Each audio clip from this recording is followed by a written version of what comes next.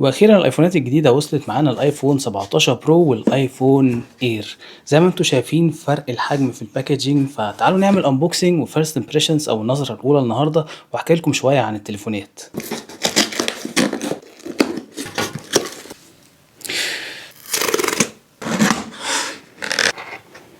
والسنه دي انا عامل ابجريد من الايفون 13 برو للايفون 17 برو. اشتريت ال 256 جيجا اللون الازرق. كان نفسي ابل تعمل اللون الاسود، كنت متحمس جدا للون الاسود، لكن للاسف مفيش لون اسود. يعني اقرب حاجه كانت الديب بلو. الاورنج ما عجبنيش خالص، برضو السيلفر ما كانش حلو. متحمس اخد التجربه برضو مع ايفون اير واعمل ريفيو عنه، وكمان هعمل ريفيو عن ال 17 برو. فعلا لا شيك اللون الازرق قوي على فكره، غير ما كنت متوقع. يعني هو في العلبة باين ان هو فاتح قوي، لكن في الحقيقة كده لا حلو والله.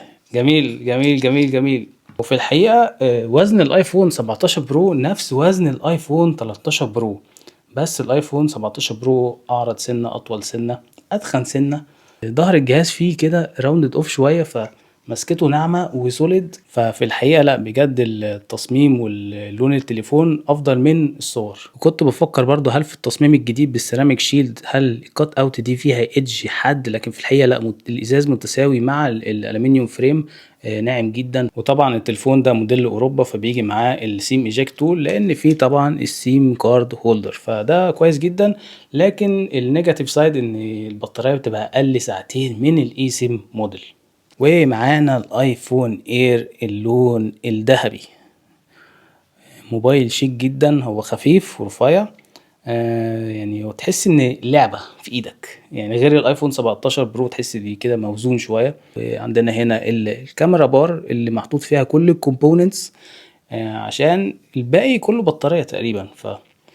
وهنا عندنا الميكروفونات، ومفيش غير سماعة واحدة الفرونت سبيكر.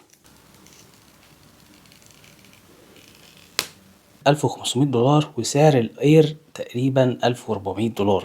فانت طبعا بتفقد يعني كاميرتين في الايفون اير، الزوم كاميرا والالترا وايد انجل كاميرا.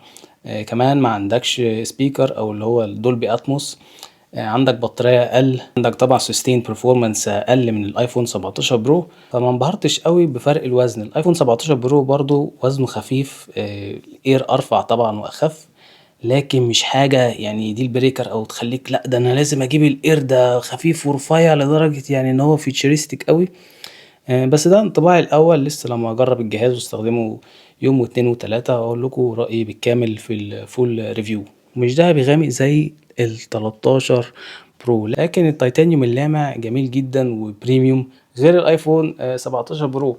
هنا السنه دي قال لك احنا هنخليه الومنيوم عشان التبريد وان يبقى خفيف وكل الكلام ده، لكن في الحقيقه احنا عارفين ان الالومنيوم بيتجرح بسهوله، ولو وقع مثلا على الاسفلت هيتخبط، غير التيتانيوم والستانلس ستيل ان هو قوي جدا.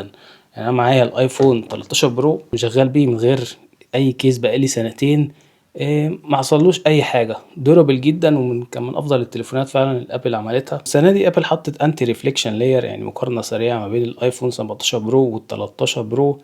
الفرق مش كبير بصراحه، مش كبير، ويعني مش زي السامسونج اس 25 الترا يعني الحق يتقال. لكن في تلك الاحوال معظم الناس هتحط سكرين بروتكتور، فكده كده الانتي ريفليكشن لاير مش هيفرق مع معظم الناس.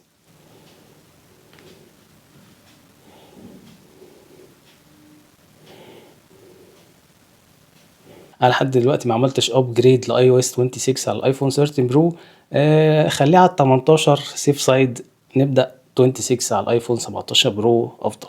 بس تعالوا نخرج النهارده ونجرب الكاميرات الجديده.